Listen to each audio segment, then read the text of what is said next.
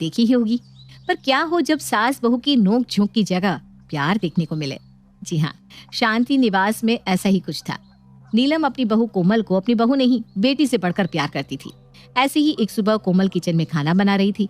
तभी वहाँ काजल आती है और अपनी भाभी से कहती है, भाभी खाने में क्या बना है? बहुत तेज भूख लग रही है।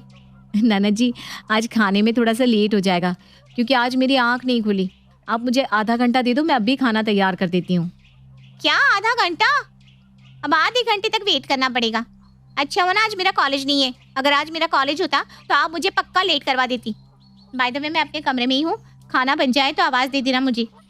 काजल अपनी बात खत्म कर वहाँ से चली जाती है, जिसके बाद कोमल सबके लिए खाना बनाकर टेबल पर परोस देती है। सुबह के 8 बज चुके थे। उसे अपने बेटे को स्कूल के लिए रेडी भी करना था, इसलिए वो काजल को आवाज लगाती है, काजल, काजल खाना तैयार है। अपनी भाभी की आवाज सुनकर काजल बाहर आती है। काजल 8 बज गए हैं, आरुष को स्कूल के लिए तैयार भी करना है। एक काम करो ना, तुम अपना माजी का और अपने भैया का खाना निकाल कर उनके साथ खा लो, मैं आरुष को तैयार कर देती हूँ तब तक। भाभी सच में? मेरे एग्जाम स्टार्ट होने वाले हैं और आप मुझे कह रही हैं मैं सबका खाना निकाल कर उन्हें खिला दूं? अरे आप तो इस घर की बहू है। आपको न तो बाहर जाना होता है, ना ही पढ़ाई करनी होती है, उसके बाद भी आप लेट उठते हैं। काजल बस आज के दिन कर दो ना, कल से मैं खुद संभाल लूंगी। व्हाट संभाल लूंगी? आपकी बस की नहीं है कुछ। कोमल काजल के सामने कुछ नहीं बोलती, पर काजल की बात सुनते हुए वहाँ शांति आ जाती है और काजल को अपनी भाभी से इस तरह बात करता देख कहती है, बहू के बस का तो बहुत कुछ है, लेकिन लगता है तेरे बस की कुछ नहीं है। काजल तभी तो तू ऐसे बात कर रही है। कोमल बहू जाकर आरुष को तैयार कर दे, मैं इन दोनों को खाना खिला दूंगी। जी माँ जी। कोमल अब अपनी बेटी को तैयार करने चली जाती है, तो वहीं अपनी माँ को अपनी भाभी का सपोर्ट लेते देख काजल कहती है, क्या माँ भी ना इस जाहिल के लिए मुझे डांट रही है? अरे बाद में ये नहीं बल्कि आपके बच्चे ही आपके काम आएंगे। काजल चल खाना खा ले, हम इस बारे में बात ना करें तो वही ज्यादा अच्छा रहेगा। शांति की बात सुनकर काजल चुपचाप खाना खाने लगती है। कुछ देर बाद सोनू भी आ जाता है और आरुष को आवाज लगाता है, आरुष बेटा कहाँ हो? जल्दी स्कूल चलो नहीं तो आज तुम लेट हो जाओगे। आ गया पापा। सोनू अब आरुष को अपने साथ लेकर जाने लगता है, पर तभी कोमल सोनू से कहती है, सोनू जी अब बिना कुछ खाए जा रहे हैं, आपका लंच भी मैंने पैक कर दिया है। ओह आई एम सो सॉरी, मैं बताना ही भूल गया था, आज मेरा लंच ऑफिस की तरफ से है, इसलिए आज मैं वहीं खाना खा लूंगा। इतना बोलकर सोनू आरुष के साथ चला जाता है। कुछ देर बाद कोमल अपनी सास शांति के साथ बैठकर सीरियल देख रही थी, तभी वहाँ काजल आती है। भाभी कल मेरा एग्जाम है तो आज मेरी कुछ दोस्त घर आएंगी, मैं चाहती हूँ आप हमें डिस्टर्ब ना करो। हाँ तो तू कहना क्या चाहती है? मेरी बहू तुझे और तेरे दोस्तों को परेशान करती है? नहीं माँ, ऐसा मैंने कब कहा। मैं तो भाभी से बस ये कहना चाह रही हूँ कि भाभी मुझे लेकर ओवर प्रोटेक्टिव ना हो। ठीक है काजल, तुम चिंता मत करो, मैं कुछ नहीं करूंगी, तुम बस अपनी पढ़ाई करना। Thank you. काजल अब अपने कमरे में चली जाती है और दोपहर में काजल की सारी दोस्त काजल के घर आती हैं। नमस्ते भाभी, नमस्ते आंटी जी। नमस्ते भाभी, नमस्ते आंटी जी। नमस्ते। कोमल काजल की दोस्तों का जवाब तो दे देती है पर शांति नहीं देती और उनकी बातों को काटते हुए अपनी बहू से कहती है, कोमल दोपहर के 2 बज गए हैं, आरुष के स्कूल की छुट्टी का समय हो गया है, जाकर उसे ले आ। जी माँ जी, मैं बस जा ही रही थी। नेहा, रजनी, काजल अपने कमरे में है, तुम वहीं चली जाओ। कोमल की बात सुनकर काजल की दोस्त काजल के कमरे में चली जाती है और कोमल आरुष को स्कूल से लेने चली जाती है। कुछ देर बाद जब कोमल आरुष के साथ घर आता है तो वो सीधा अपनी बुआ यानी कि काजल के कमरे में जाता है। बुआ देखो मैं आपके लिए क्या लाया हूँ। आरुष मैं अभी पढ़ाई कर रही हूँ, दिखाई नहीं दे रहा है तुम्हें? आरुष बेटा आप जो भी लाए हो बाद में दिखाना, ओके? हम आराम से बैठकर देखेंगे, अभी मुझे पढ़ाई करने दो, कल एग्जाम है ना बुआ का। चलो जाओ यहाँ से। ओके, मैं दादी को दिखा देता हूँ। आरुष अब अपनी दादी के पास जाता है तो वहीं काजल कोमल के पास। भाभी मैंने आपको परेशान करने के लिए मना किया था ना, तो आपने आरुष को भेज दिया मुझे परेशान करने को। ये तुम कैसी बात कर रही हो काजल, मैंने तो आरुष को तुम्हारे पास भेजा ही नहीं है। Whatever, but भाभी प्लीज ट्राई टू अंडरस्टैंड, मेरे एग्जाम है कल, मुझे पढ़ने दो। जैसे आप जाहिल गवाह रह गई है ना, मुझे मत रहने दो। इतना बोलकर काजल तो वहाँ से चली जाती है, पर कोमल को काजल की बात बुरी लगती है और वो बिना रिएक्ट करने अपने कमरे में जाती है जहाँ वो अपने बेटे को पढ़ता देखती है। अपने बेटे को इस तरह पढ़ता देख वो उसके पास जाती है। मेरा बेटा पढ़ रहा है। हाँ माँ देखो ना, आज सर ने कितना सारा होमवर्क दे दिया करने को। कोई बात नहीं, मेरा आरुष बहुत फास्ट है, बहुत होशियार है, वो तो तुरंत अपना काम खत्म कर लेगा, है ना?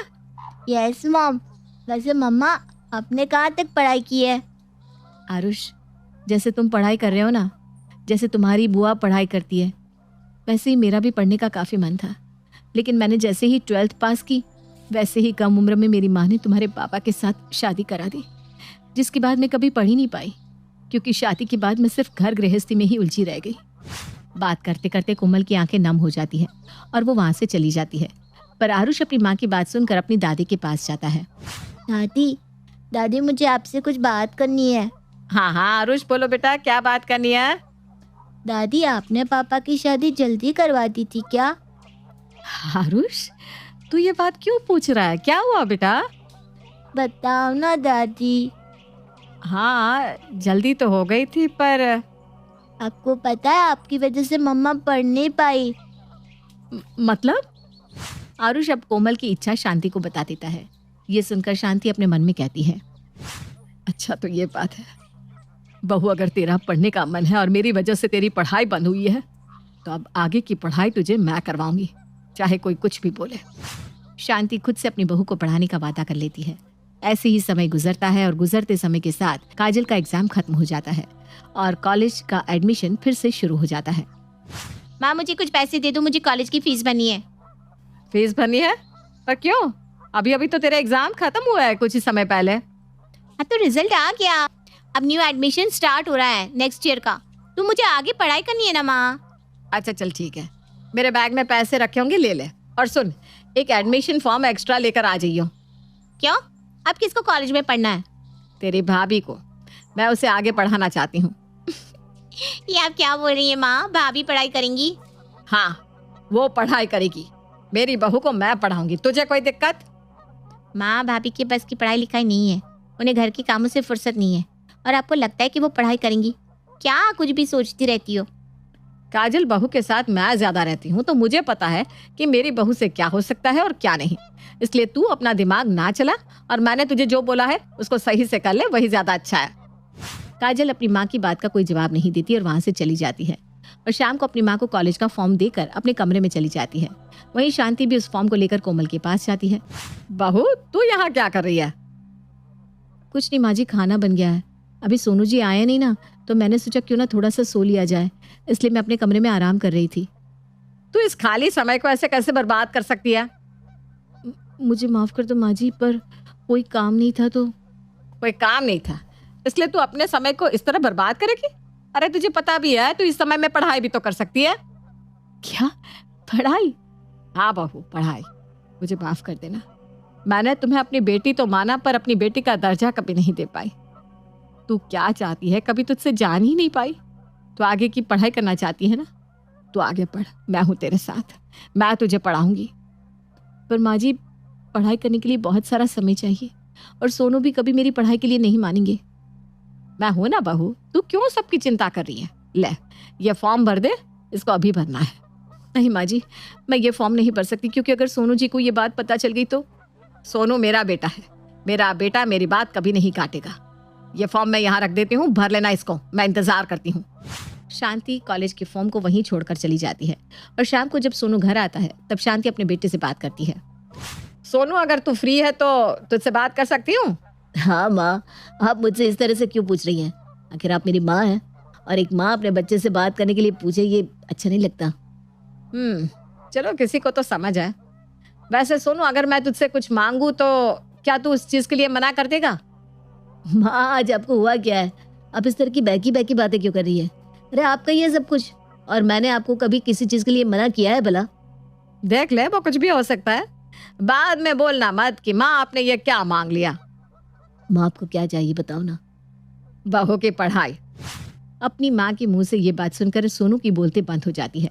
वो हिचकिचाते हुए कहता है, माँ, ये आप क्या कह रही हैं? कोमल की अब उम्र कहाँ है पढ़ने की? देख सोनू, तूने कहा था ना मैं तुझसे जो कुछ भी मांगूंगी वो तू मुझे देगा। मैं तुझसे अपनी बहू की पढ़ाई मांग रही हूँ। पर माँ जी, मैं कॉलेज जाने के लिए तैयार हूँ, मैंने फॉर्म फिल कर दिया है, बताइए कब और कहाँ इसको जमा करवाना है। पर कोमल, तुम कॉलेज और घर कैसे करोगी? और वैसे भी शादी के बाद कौन पढ़ता है? किसने कहा शादी के बाद पढ़ाई नहीं होती सोनू जी? पढ़ने की तो कोई उम्र ही नहीं होती। और रही घर की बात तो मैं दोनों संभाल लूंगी, डोंट वरी। कोमल की बात सुनकर सिवाय शांति के घर में कोई और खुश नहीं था। ऐसे ही अब समय बीतता है और बीतते समय के साथ कोमल भी कॉलेज जाने लगती है, पर इस बीच उसको काफी परेशानियों का सामना करना भी बाकी था। ऐसे ही एक सुबह सोनू अपने ऑफिस के लिए तैयार हो रहा था कि कोमल, कोमल ये क्या है? क्या हुआ सोनू जी, आप इतना गुस्सा क्यों हो रहे हैं? मैंने तुम्हें कल कहा था कि मेरे कपड़े प्रेस करके रखना, पर तुम हो कि तुम्हें कुछ याद ही नहीं रहता इस पढ़ाई के चलते। सोनू जी वो आज मेरा सरप्राइज टेस्ट था इसलिए पढ़ रही थी। चुप, बिल्कुल चुप। आज तुम्हारी वजह से मीटिंग में मेरी इंसल्ट होगी। सोनू की आवाज सुनकर शांति और काजल कोमल के कमरे में आती हैं और सोनू को इतने गुस्से में देखकर शांति पूछती है, अरे क्यों इतना गुस्सा कर रहा है? अरे गुस्सा ना करूं तो क्या करूं? आपने तो इसको सर पर चढ़ा रखा है। पढ़ लो बहू, पढ़ लो। अगर इसके सर पर पढ़ाई का भूत सवार नहीं होता ना तो आज ये इतनी बड़ी लापरवाही नहीं करती। और पढ़ाओ घर की बहू को। मैं तो जानती ही थी कि ऐसा कुछ होने वाला है। तो चुप रह और तू बता क्या हुआ? इसको कल रात प्रेस करने को कहा, पर ये हीरोइन तो अपने में ही मस्त रहती है। बस प्रेस के लिए तू बहू पर इतना चिल्ला रहा है? रुक, तेरे कपड़े मैं प्रेस कर देती हूँ। शांति अब सोनू के कपड़े गुस्से में लेती है और कपड़े प्रेस करके उसे देती है। ले पहन ले। और हाँ, अब कान खोलकर सुन ले, आज के बाद बहू पर ऐसे चिल्लाने की हिम्मत भी मत करियो। और काजल तू, आज के बाद तू बीच में कभी नहीं बोलेगी। हाँ। शांति की बात सुनकर अब सब चुप हो जाते हैं। समय बीतता है और उसके पढ़ने की खबर मायके तक पहुंच जाती है और उसके मायके से भी लोग उसे समझाने आते हैं। पर जब वो अपनी पढ़ाई रोकने से साफ मना करती है तब सभी लोग उसे सुनाने लगते हैं। ये देखकर उसकी सास उसका सपोर्ट लेती है और ये देखकर कोमल की आंखें भर आती है। वो ठान लेती है कि अब वो अच्छे से पढ़ाई करके सबकी हेल्प करेगी। ऐसे ही एक दिन सोनू फोन पर किसी से बात कर रहा था। क्या यार, तू जानता है ना अभी फाइनेंशियल प्रॉब्लम है, उसके बाद भी ये सैलरी होल्ड कैसे कर सकते हैं? अरे मुझे अभी बेटे की फीस देनी है यार। सोनू गुस्से में फोन कट कर देता है और फोन को बेड पर फेंक देता है। क्या हो सोनू जी, अब परेशान लग रहे हैं? हाँ यार, सैलरी होल्ड कर दी है क्योंकि कंपनी लॉस में जा रही है। समझ में नहीं आ रहा क्या करूं मैं। सोनू की बात सुनकर कोमल अपनी अलमारी खोलती है और उसमें से कुछ पैसे निकाल कर देती है। लीजिए, ये कुछ पैसे मैंने संभाल कर रखे हैं, आपके काम आएंगे। कोमल को बिना सोचे समझे पैसे देता देख सोनू को अब खुद पर शर्म और उस पर गर्व महसूस होने लगा था। सोनू उससे कुछ बोल पाता तभी वहां आरुष आ जाता है। डैडी, मुझे ये सवाल नहीं आ रहा, आप बता दो ना। आरुष, अभी डैडी बिजी है ना, आप मुझे बताओ क्या समझ में नहीं आ रहा, मैं आपको बताती हूँ। इस तरह कोमल अब अपने बेटे को भी पढ़ाने लगती है। कोमल को ऐसे देख कहीं ना कहीं सोनू को भी काफी सुकून मिल रहा था। ऐसे ही एक दिन शांति हॉल में वकील के साथ बैठी होती है। तभी वहां कोमल भी अपने हाथों में चाय की ट्रे लेकर आती है। माँ जी चाय रख दे बेटा यहीं पर, और तू भी यहीं बैठ जा। शांति कोमल को अपने पास बिठा लेती है। तभी वकील शांति को एक पेपर देता है। लीजिए शांति जी, इस पर आप साइन कर दीजिए। जी। शांति अब उस पेपर को लेती है और साइन करने लगती है, पर तभी कोमल उस पेपर को अपने हाथ में ले लेती है। माँ जी, ये आप क्या कर रही हैं? अब बिना पढ़े पेपर साइन कर रही हैं? हाँ बेटा, क्योंकि ये वसीयत के पेपर है और ये वसीयत मैं अपने बच्चों के नाम कर रही हूँ। माँ जी माफ करना, पर आपको बिना पढ़े इस तरह किसी भी पेपर पर साइन नहीं करना चाहिए। और ठीक है, आप अपनी वसीयत अपने बच्चों के नाम कर रही हैं, पर आप उस हिस्से में से एक हिस्सा अपने नाम भी कीजिए, क्योंकि आजकल लोग कैसे करते हैं ये तो आपको पता ही होगा। शांति जी, आपकी बहू बिल्कुल सही कह रही है, इसलिए मैं भी आपको यही सजेशन दूंगा कि आप इस वसीयत में अपने नाम एक हिस्सा कीजिए और इसके बाद पेपर को पढ़कर साइन कीजिए। शांति उन दोनों की बात से सहमत होती है। तभी वहां पर सोनू तालियां बजाते हुए आता है। वाह माँ, मानना पड़ेगा, आखिर आपकी जिद रंग लाई। बहू को पढ़ाने का नतीजा बहुत अच्छे से सामने आया है और मुझे अपनी पत्नी पर भी काफी गर्व हो रहा है। आई एम सॉरी कोमल, पहले मैं गुस्सा करता था, पर अब मैं भी तुम्हारे साथ हूँ और हर चीज में तुम्हें सपोर्ट भी करूंगा जैसे माँ करती है। इस तरह अपनी बहू को पढ़ाने की शांति की जिद आखिरकार रंग ले आती है और सबको ये पता चलता है कि पढ़ा